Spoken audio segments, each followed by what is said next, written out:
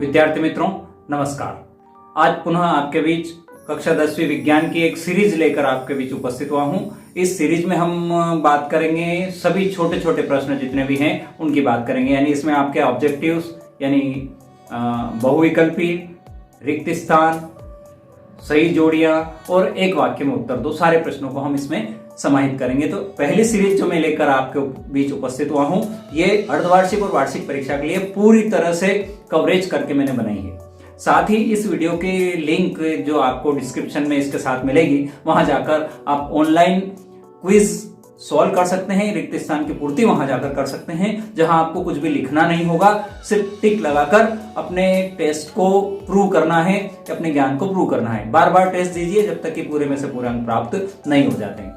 आइए प्रारंभ करते हैं इसी श्रृंखला का पहला भाग, जो कि वार्षिक परीक्षा 2023 विज्ञान कक्षा 10वीं के लिए अति महत्वपूर्ण है। आइए चलते हैं रिक्त स्थान की श्रृंखला के साथ। धातुएं प्रायः ऊष्मा एवं विद्युत की सुचालक होती है।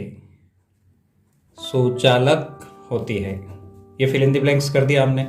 सामान्य दृष्टि के वयस्क के लिए सुस्पष्ट दर्शन की अल्पतम दूरी यानी न्यूनतम दूरी, स्पष्ट दृष्टि की न्यूनतम दूरी ये होती है 25 सेंटीमीटर। ध्यान रहे 25 सेंटीमीटर। अधिकतम की साथ में यदि पूछा जाए तो ये होती है अनंत।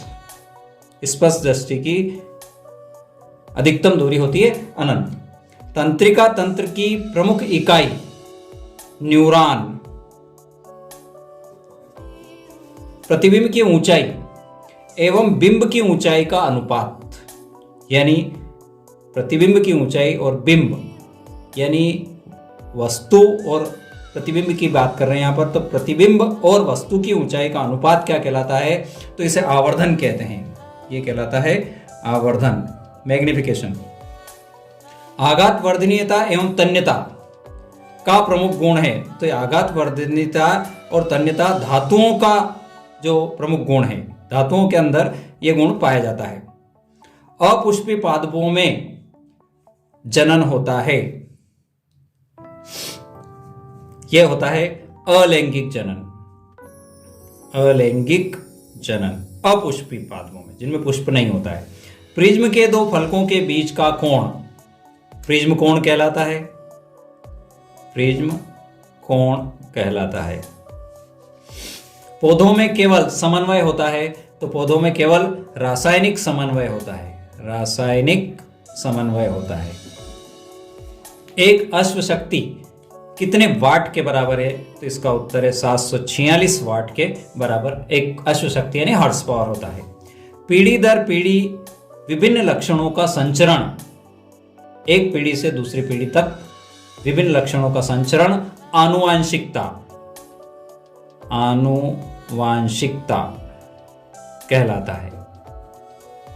अधातुएं प्रायः विद्युत की कुचालक होती है। कुचालक होती है, या इसको अचालक भी कह सकते हैं, अचालक। मनुष्य में वृषण पाए जाते हैं, तो वृषण कोश, वृषण कोश sorry. Fill in the blank से आनुवांशिकता के जनक माने जाते हैं, तो ग्रेगर जॉन मेंडल जो हैं, ग्रेगर जॉन मेंडल को आनुवांशिकता का जनक माना जाता है। म्यू बराबर साइन आई बटे साइन आर का नियम है, तो इसे स्नेल का नियम कहते हैं। ये स्नेल का नियम है, जो कि अपवर्तन में हम याद करते हैं इसको, अपवर्तन के नियम में। शुद्ध जल विद्युत का, जो शुद्ध जल होता है वो विद्युत का कुचालक होता है। कुचालक होता है, अचालक जिसको कहते हैं। शुद्ध जल प्योर वाटर विद्युत का कुचालक होता है। श्वेत प्रकाश का रंगों में विभक्त होना या 7 रंगों में विभक्त होना वर्ण विक्षेपण कहलाता है। वर्ण विक्षेपण, विक्षेपण कहलाता है। सीधा तथा बड़ा प्रतिबिंब बनता है। सीधा तथा बड़ा प्रतिबिंब बनता है केवल कौन से दर्पण में और कौन से लेंस में? तो हम यदि दर्पण की बात करें तो अवतल दर्पण, और लेंस की बात करें तो उत्तल लेंस। एक स्थिति ऐसी आती है जहां पर यह सीधा और बड़ा प्रतिबिंब बनता है। भंगुरता प्राय, भंगुरता जो है वह प्राय का प्रमुख गुण है। तो ये अधातुओं का प्रमुख गुण है भंगुरता, भंगुर होती है वो। मेंडल ने के नियम का प्रतिपादन किया, मेंडल ने जो नियम प्रतिपादित किया वो नियम का नाम क्या है? तो वह है वंशानुगति। वंशानुगति। उत्तल लेंस की क्षमता तथा अवतल लेंस की क्षमता होती है। तो उत्तल लेंस की क्षमता होती है धनात्मक तथा अवतल लेंस की क्षमता होती है ऋणात्मक। तो यहां लिखेंगे हम धनात्मक और यहां लिखेंगे ऋणात्मक। उत्तल लेंस की पॉजिटिव और अवतल की नेगेटिव। विद्युत धारा का एसआई मात्रक, धारा का है तो यह हो गया एम्पियर। एम्पियर। रासायनिक समन्वय द्वारा होता है, रासायनिक समन्वय जो है वो हार्मोन द्वारा होता है। नर युग्मक एवं मादा युग्मक के संलयन को क्या कहते हैं? नर युग्मक एवं मादा युग्मक के संलयन को निषेचन कहते हैं। यह कहलाता है निषेचन। आनुवांशिकता का अध्ययन क्या कहलाता है? आनुवांशिकता का अध्ययन कहलाता है आनुवांशिकी। आनुवांशिकी। मनुष्य में जनन होता है। कौन सा जनन होता है? तो मनुष्य के अंदर लैंगिक जनन होता है। मनुष्य के अंदर लैंगिक जनन होता है। कौन सी क्रियाएं मेंडुला द्वारा नियंत्रित होती है? यहां लिखा है क्रियाएं मेंडुला द्वारा नियंत्रित होती है, फिल इन द ब्लैंक्स आगे दिया है। तो यह है अनैच्छिक। अनैच्छिक क्रियाएं जो होती है वो मेंडुला द्वारा नियंत्रित होती है। तो ये कभी यहां फिल इन द ब्लैंक्स दे तो भी लिख सकते हैं और यहां दे तो भी हम लिख सकते हैं।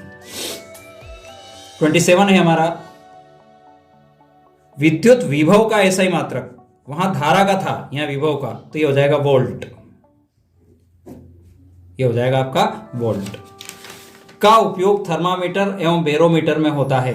तो ये थर्मामीटर और बैरोमीटर के अंदर Hg यानी पारा, जिसको हम मर्क्यूरी भी कहते हैं, जिसको हम मर्क्यूरी भी कहते हैं, का उपयोग थर्मामीटर और बैरोमीटर में होता है। 29 हमारे शरीर में नियंत्रण एवं समन्वय का कार्य खालिस्तान तथा द्वारा होता है। तो ये कार्य तंत्रिका तंत्र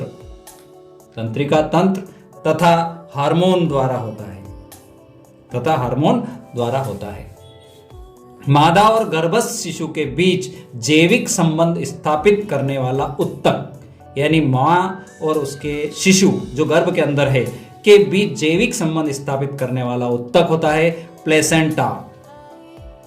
प्लेसेंटा कहलाता है। किसी तार का प्रतिरोध उसकी लंबाई के, प्रतिरोध तार की लंबाई के समानुपाती, या इसको अनुक्रमानुपाती भी कह सकते हैं हम, अनुक्रमानुपाती होता है। किसी तार का प्रतिरोध उसके परिच्छेद के, यहां था लंबाई का, यहां परिच्छेद, तो परिच्छेद के व्युत क्रमानुपाती होता है, व्युत क्रमानुपाती होता है। यानी परिच्छेद बढ़ा तो प्रतिरोध कम हो जाएगा। किसी तार की प्रतिरोधकता पर उसकी आकृति का प्रभाव पड़ता है या नहीं पड़ता है? तो आकृति का प्रभाव उस पर नहीं पड़ता है। प्रतिरोधकता, या प्रतिरोधकता शब्द है। ऐसी अभिक्रियाएं जिनमें दो या दो से अधिक अभिकारक संयुक्त होकर एकल उत्पन्न बनाते हैं, दो जुड़ते हैं और एक बनाते हैं, तो यह अभिक्रिया होगी संयोजन अभिक्रिया। संयोजन अभिक्रिया। वे अभिक्रियाएं जिनमें अभिकारकों के बीच आयनों का आदान प्रदान होता हो, तो आयनों का आदान प्रदान होता है द्विविस्थापन अभिक्रियाओं के अंदर, द्विविस्थापन अभिक्रिया कहलाते हैं। वे अभिक्रियाएं जिनमें उत्पाद के निर्माण के साथ साथ ऊष्मा भी उत्पन्न होती है, यानी ऊष्मा यहां निकल रही है, ऊष्मा निकल रही है, तो उसे कहते हैं ऊष्माक्षेपी अभिक्रिया। ऊष्माक्षेपी अभिक्रिया। इसका उल्टा हो जाएगा, जिनमें ऊष्मा की आवश्यकता होती है तो ऊष्मा शोषी अभिक्रिया कहलाती है। धात्विक ऑक्साइड प्रायः, धात्विक ऑक्साइड जो हैं प्रायः क्षारीय होते हैं, ये जो होते हैं क्षारकीय होते हैं। जल एक ऑक्साइड है, तो जल उदासीन ऑक्साइड है। कैसा ऑक्साइड है ये? उदासीन ऑक्साइड है। अम्ल नीले लिटमस पत्र को, अम्ल जो होते हैं नीले लिटमस पत्र को लाल कर देते हैं। शरीर में उपस्थित अपशिष्ट हानिकारक एवं विषैले पदार्थों का शरीर से बाहर निकलने का प्रक्रम। शरीर के अंदर जो अपशिष्ट हैं, वो हानिकारक विषैले पदार्थ हैं, उनके बाहर निकालने का जो प्रक्रम है वो क्या कहलाता है? तो वो है उत्सर्जन। ये प्रक्रम कहलाता है उत्सर्जन। लाल लिटमस पत्र को नीला कर देता है, तो लाल लिटमस पत्र को कौन नीला करता है? क्षार। पीएच स्केल का परास, तो पीएच स्केल का परास 0 से 14 तक होता है। 0 से 14 के बीच में इसकी रेंज होती है, रेंज कह सकते हैं आप परास को। वर्षा जल का पीएच मान 5.6 से कम होता है तो कौन सी वर्षा होती है? तो जब पीएच मान 5.6 से कम हो गया, तो हमने कहा कि यहाँ पर 0 से 14 की बात करी, तो 0 से लगाकर 7 तक और 7 से 14 तक, तो ये 7 तो हो गया उदासीन। 0 से 7 की जो रेंज है ये है आपके अम्ल की, तो ये 5.6 जो है बहुत अम्लीय हो जाएगा। तो ऐसी स्थिति में जो वर्षा होगी अम्लीय वर्षा होगी। कौन सी वर्षा होगी? अम्लीय वर्षा होगी। कार्बन के 2 अपर रूप की बात करें तो कार्बन का एक अपर रूप तो है ग्रेफाइट,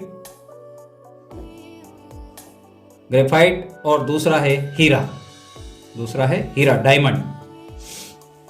निकट दृष्टि दोष का निवारण कैसे करते हैं? तो निकट दृष्टि दोष का निवारण अवतल लेंस के द्वारा किया जाता है।